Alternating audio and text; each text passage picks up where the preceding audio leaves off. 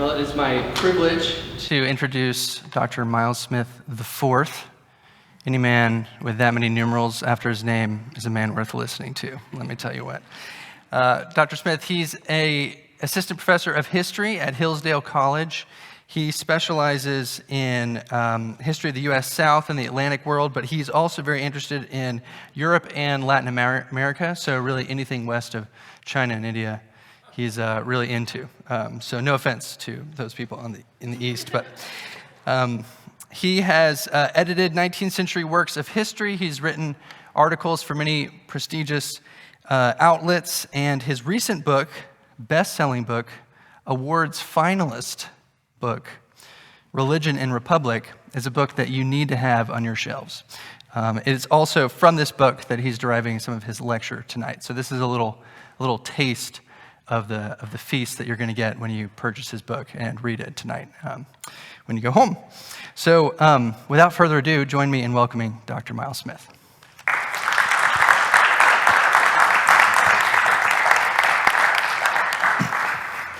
Well, good evening. It's good to see everybody. I'm going to cue up my space phone because that has things I want to talk about on it.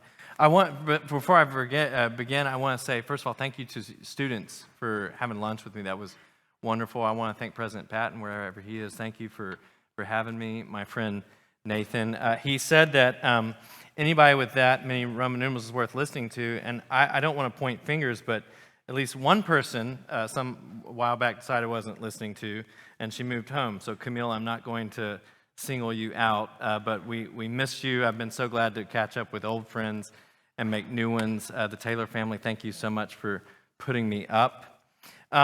There's anytime you talk somewhere, there's this kind of idea that you should have some sort of connection with the audience, and it can be artificial. And so I have to tell you, what I'm about to tell you is not meant to be a Franklin reference. It just happened to be what kind of I've used as my introduction to some of these discussions.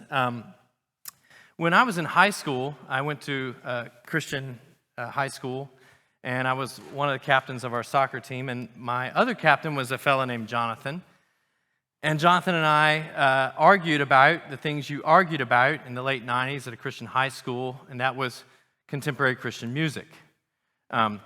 My parents were not contemporary Christian music-y people, so I had to figure out on my own which of the contemporary Christian music tribes I was going to affiliate with. At a Christian high school, you don't go into a gang, you go into a tribe of music. So there was the DC Talk gang, there were the sort of the cheeseball leftover Michael W. Smith gang, there were the hardcore Skillet gang, if you know who Skillet was. But I found my tribe with Franklin's own Stephen Curtis Chapman. I was a Stephen Curtis Chapman guy, and I also happened to know that he was a Presbyterian, and I was a Presbyterian, a lone Presbyterian with my many Baptist fellow classmates, and so I found my tribe amongst the Stephen Curtis Chapman people, and I remain a devotee of the divine Saint Stephen Curtis Chapman today. When I was younger, there was a song that Stephen Curtis Chapman sang. Some of you, I'll call you older folks, might remember. It was called "For the Sake of the Call." And the song went a little something like this. I've written down the lyrics because I'm north of 40, and my memory is not what it used to be, but it said, "We will abandon it all for the sake of the call. No other reason at all but the sake of the call. Wholly devoted to live and to die for the sake of the call." And of course, that song is about the calling of the apostles.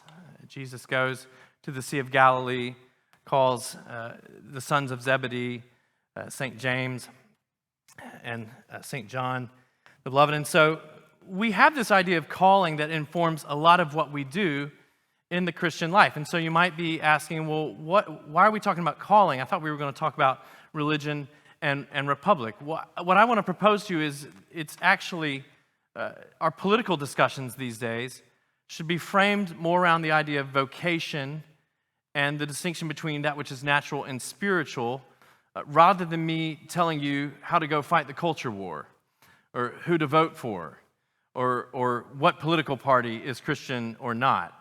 Those are all valuable things, but I don't think they give you a sophisticated enough understanding of sort of the heart of some of these questions. And so this gospel message that I've brought up is a famous one. This passage is famous. If you've been church-going any time, especially if you're an English-speaking Protestant, and if you define yourself as an evangelical, you've probably heard a sermon on it. And if you're an American evangelical, you've probably had this little twinge of fear that somehow your relationship to your calling is not what it should be. You have this little twinge of fear that maybe you should be doing something else. You don't measure up to the apostles, you're probably telling yourself. After all, they followed the call of Jesus and did ministry. All that stuff that holy people do, but that you might not be doing. After all, you might be a parent. You might be a student. You might not actually be able to do all that holy apostolic stuff. And then you maybe begin to ask if the normal things that you do and the normal things you spend time on, family, friends, your college work, whatever vocation you're called to, you begin to ask if that is somehow keeping you from your real calling, a real holy calling, which is probably somehow something far more churchy or far more spiritual than what you're currently up to. I'd propose to you that this fear is fed by two sizable religious communities in the United States, both of which, perhaps one intentionally, one unintentionally, prioritize religious callings as a sort of final form of true holiness and a final form of human vocation. Roman Catholics, of course, annihilate the very core of natural callings by making celibacy and monasticism both void of natural human associations like marriage and family, the highest fulfillment of Christian vocation. Evangelicals have unintentionally perhaps done something similar with the hagiographic treatment of the modern missionary movement. Hagiography is undue glorification, if you're wondering what that word means. A prominent Southern Baptist minister, David Platt, who is senior minister of McLean Bible Church, has written 2 books urging American evangelicals to take up, quote-unquote, radical callings. In his book, Don't Hold Back, David Platt indicts all of us here, if we're not missionaries. Are you willing to pack up your bags and move to the Middle East to make disciples there? If not, according to Luke 9:23, you're either not a Christian or you don't understand Christianity. Because Christians have surrendered the right to determine the direction of their own lives. The problem with this sort of talk is that Americans living naturally ordered lives are told that they have missed something essential about the gospel. At its worst, Platt sees the call of the gospel not so much as something that's intended to redeem humanity, but to make human life something that is really angelic life, devoid of embodiment and all the associations that come with embodiment. Which leads to a situation where Christians really do believe that someone is holier if they're a missionary or if they are in a religious vocation or if they don't have a family, etc. Unremarkable lay people look at themselves and begin to question the very nature of human association, the very nature of the call to be human, which leads to anxieties that they somehow have failed God. Maybe, just maybe, they should be doing something different, something more, or something else.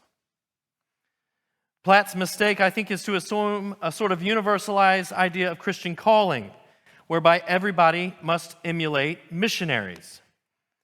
This annihilates God's creative and natural associations just as much as Roman monasticism does, or even worse, it places natural affections and natural associations outside the bounds of holiness. A chaplain at Baylor University recently rejected the entire idea of divinely ordered loves and said on social media that was not a Christian virtue or even praiseworthy thing to love your family. Those are just basic human decencies that reality should be a given. Jesus calls us to a higher concept of love, end quote. Now, my friends, you can ask my wife. It is not a basic human decency to put up with me every day. It is a higher concept of love. These are perhaps honest mistakes for an expression of Christianity that in many ways has rendered much of its ontology from the 18th century Enlightenment. Both evangelicals and Roman Catholics sometimes assume that the apostles are saying, "Everyone be like me," instead of what they were actually saying, which was, "This is my lot, and this is how I fulfill Christ's calling in my calling. Your calling will be different. You should seek Christ in yours too." And so when we think about politics, I want us to think about, when we think about religion and republic, the name of my book, what I want to propose to you is that we should think about it under the doctrine of vocation. It's a question of what your calling is. And your calling need not be a spiritual calling to be a valid one. Every single one of us most likely lives in some form of human association. I don't know any stylites in Tennessee, right? The guys who lived up on the pyres who had food thrown to them. I drove here, I didn't see any sort of stylites on I-65 coming in. So all of us live in some sort of human association. Every single one of us has natural callings to our fellow man. These natural callings sometimes dovetail with spiritual callings, sometimes they don't. And so I told the students this at lunch, and so I think it bears repeating here. A lot of the debates we have over what we think are politics are actually us trying to figure out the terms of what is spiritual, what is natural, and when they overlap. And that's difficult in our day and age with the growth of government and with the changing terms of human religion. And so what I want to propose to you today is that Religion and Republic is a book that really is more about vocation than it's about finding the right solution politically or finding the sort of perfect answer for the culture war. It's about vocation. If you're interested in politics, you should pursue it as a naturally ordered vocation that you can do good in. And so someone might ask, well, if nature is nature and the spiritual is spiritual, how do they inform each other? How can they really sort of matter? If we are just sort of doing things that are natural, didn't God say that all that natural stuff is going to burn away in the new heavens and the new earth? I want to commend a book to you, Jake Meador, who's a very talented author. And in his first book, he mentioned there's sort of an overrealization of our idea of earthly destruction. In fact, why did Jesus rise again from the dead? It was, in fact, to redeem creation. Jesus is not looking to burn creation up. He came to redeem it. And so our duty as humans and as Christians is not to sort of just punt creation away. It's to ask, how can we order our lives here? How can we participate in creation now in such a way that has some sort of divine meaning, some sort of eternal significance? St. Augustine of Hippo said in The City of God that the peace of heaven avails itself of the peace of earth. You might say, what does he mean by that? It means that when you live your life in association, you should want to form your life in such a way and form the things around you so that you can think about divine things.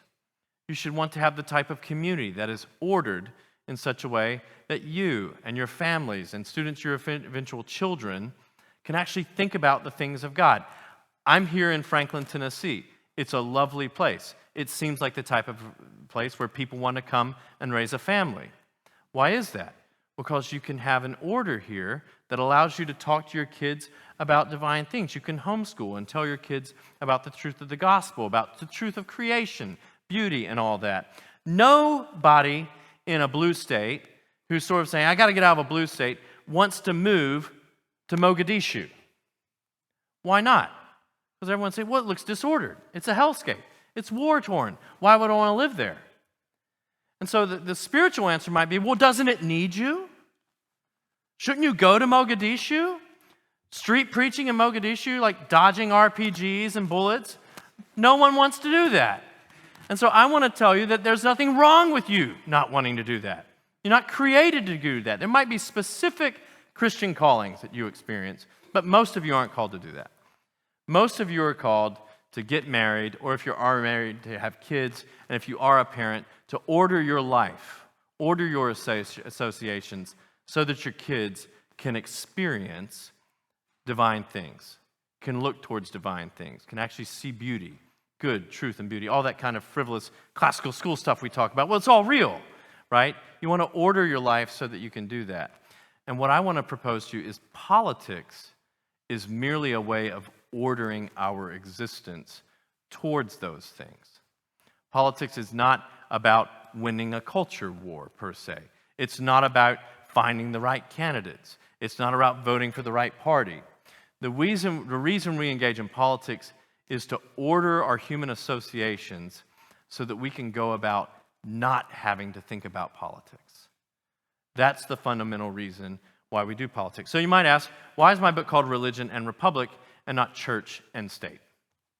Well, because I don't think politics is fundamentally about the state. I think politics is fundamentally about government. And so if you come away with anything tonight, I'd encourage you to separate the term government and the state in your mind. We experience in our daily lives all sorts of governments that have nothing to do with the state of Tennessee or Williamson County or the United States. If you're a parent, you govern. If you're a brother or a sister, you're in human association. You are a citizen, as it were, first of your family, then of your broader community, and only finally of Williamson County, or for those of you who live in Davidson County, or the state of Tennessee, or the United States. So politics is actually a upward and out thing rather than a downward thing. We tend to sort of think a lot about presidential elections. That's kind of how we think of politics. We think of politics as being elections and typically national elections.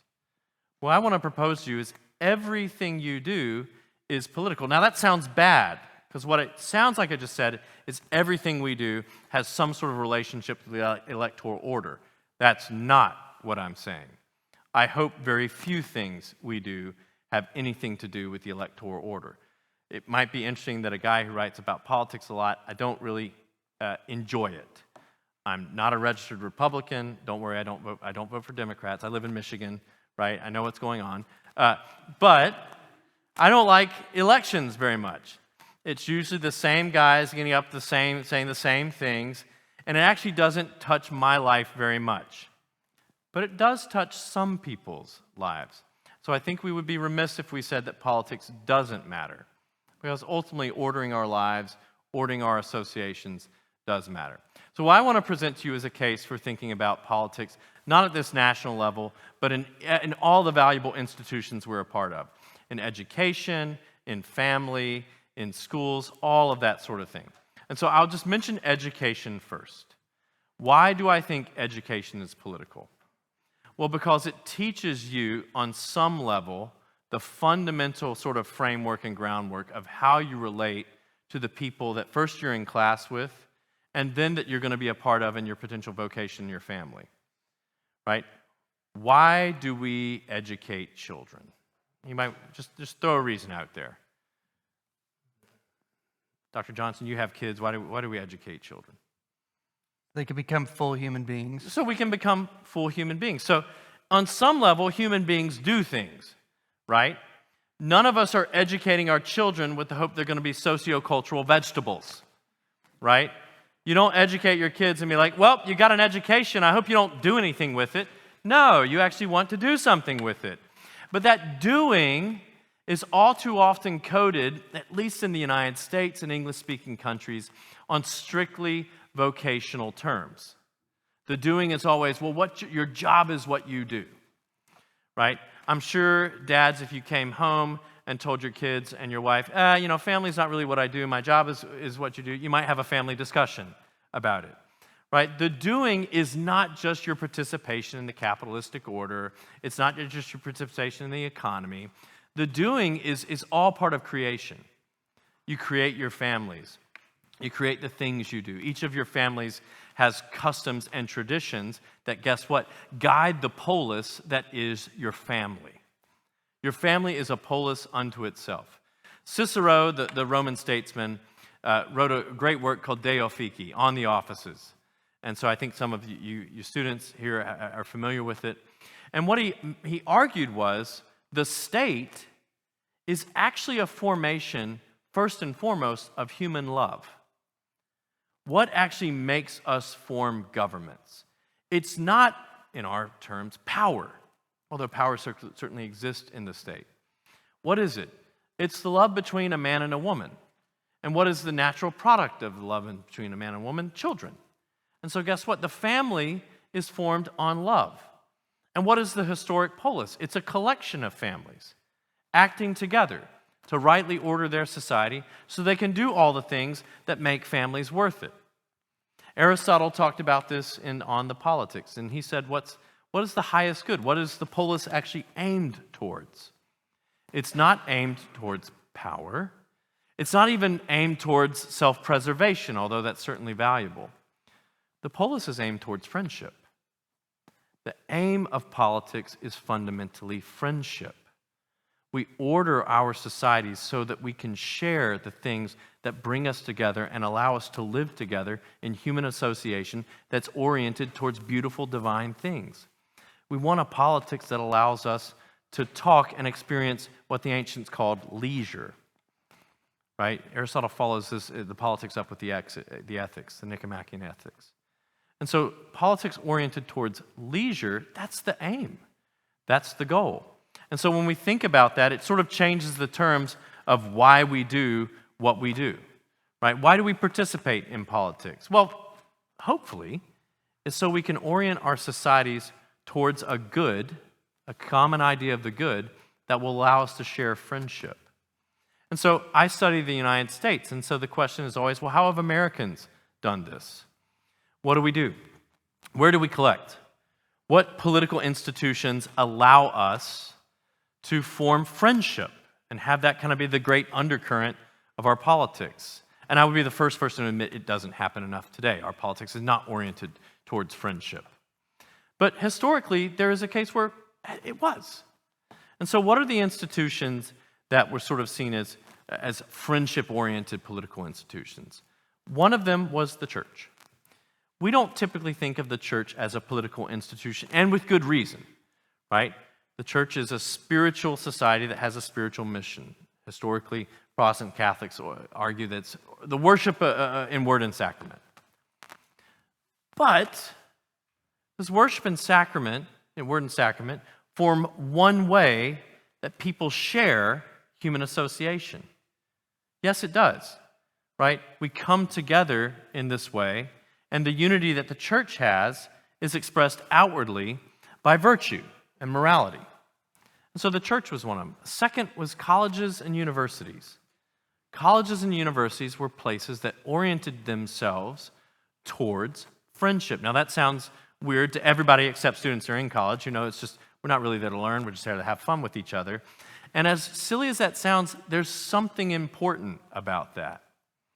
The friendships that you learn are as important for your education as the actual letters on the books.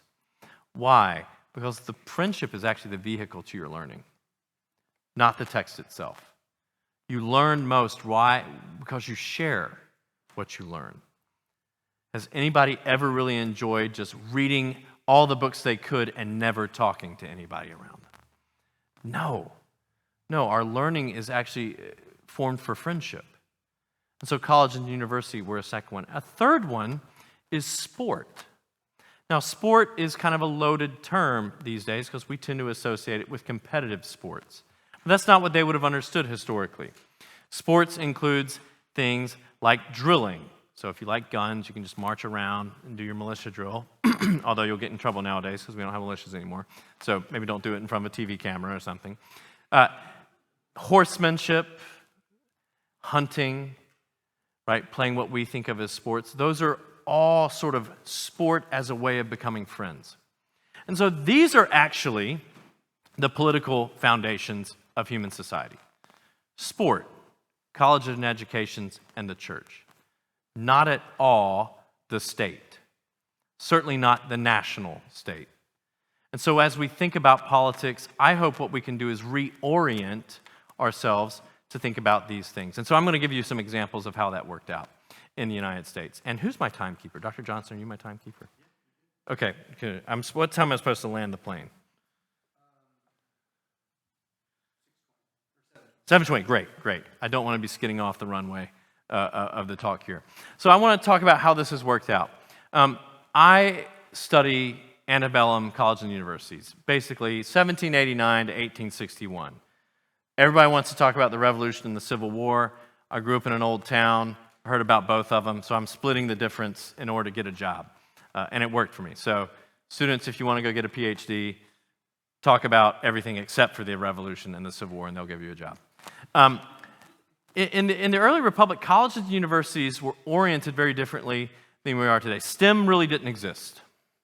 What passed for science was called the natural philosophy or natural philosophies. And so STEM as we know it didn't exist. The way they rewarded degrees were different. And almost every major public research university had a faculty member who was and I'm quoting now, this is an actual term, professor for the evidences of Christianity. That was a state-paid job. State apologeticist. Now, what's interesting is they didn't think that this was actually about apologetics.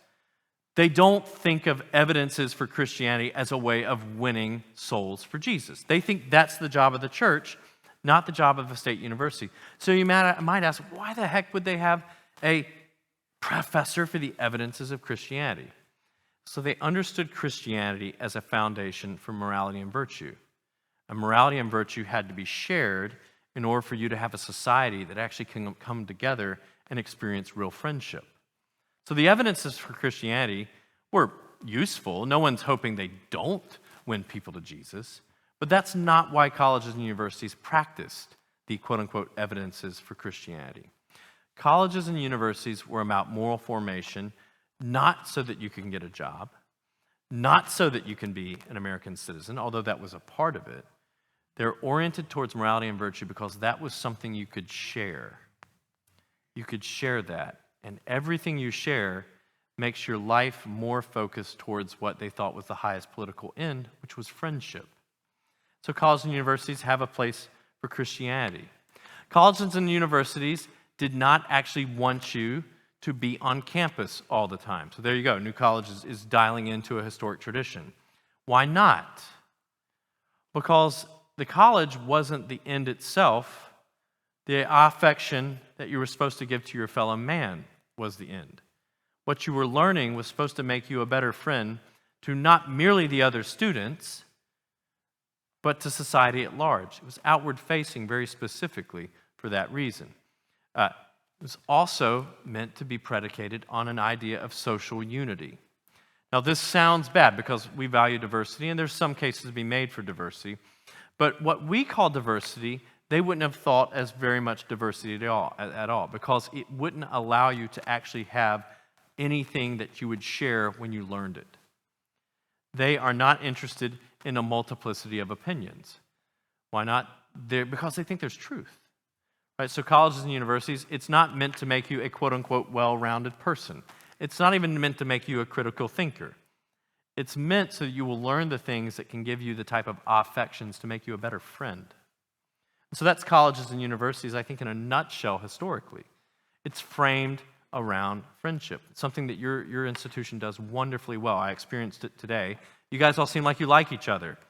I went to a big state college campus. I can assure you, not everybody liked each other. So you're way ahead of the game.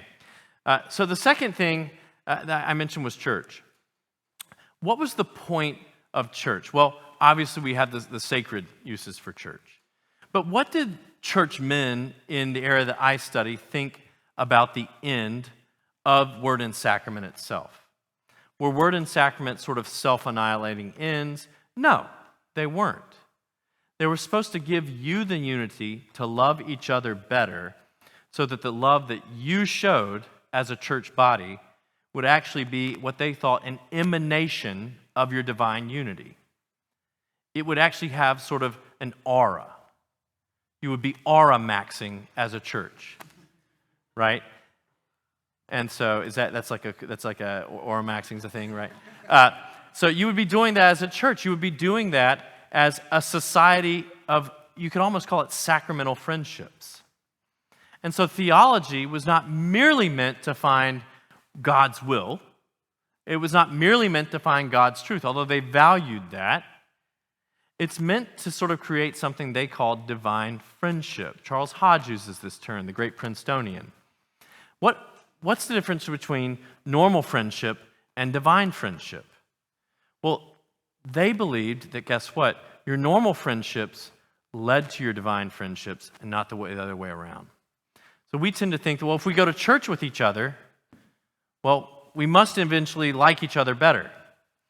And if you've been in church long enough, turns out people don't always love each other, right? But turns out they believed if we orient our natural friendships towards spiritual things, it will create better natural unity. So what we do is we don't orient the church towards natural things. We orient natural things towards the church. And this is very much Augustinian, right? This is making the peace of earth help the peace of heaven. This is you ordering your natural life towards a sacred one. They're not synonyms, but they do have a connection. And so the church isn't merely just this spiritual thing you do. It's calling your nature to be something better. It's grace redeeming nature. You don't become something different when you get saved. You don't become something different when you're a Christian. You're still a human. And so what I would propose to so many of us forget that our early Republic forefathers didn't is that, guess what? Grace redeems nature. You're not supposed to become less human or different than human. You're not supposed to become someone who doesn't want your old family or your old natural friendships. You're redeeming those things to make them a better picture of what at least Plato would have called, right, the true, the divine. And so the church doesn't call us to annihilate what we are. It redeems what we are. And the early Republic churchmen knew that, especially the Princetonians. I think people ask me, I'm from the South. I study Southern history. And people ask me, do you like studying Southern history? I do. It's interesting. Where did you go wrong? Where did your people go wrong? I'm very aware of this. I have ancestors that were slaveholders, and there's a burden there. Where did they go wrong? They forgot to orient their natural associations towards the divine things.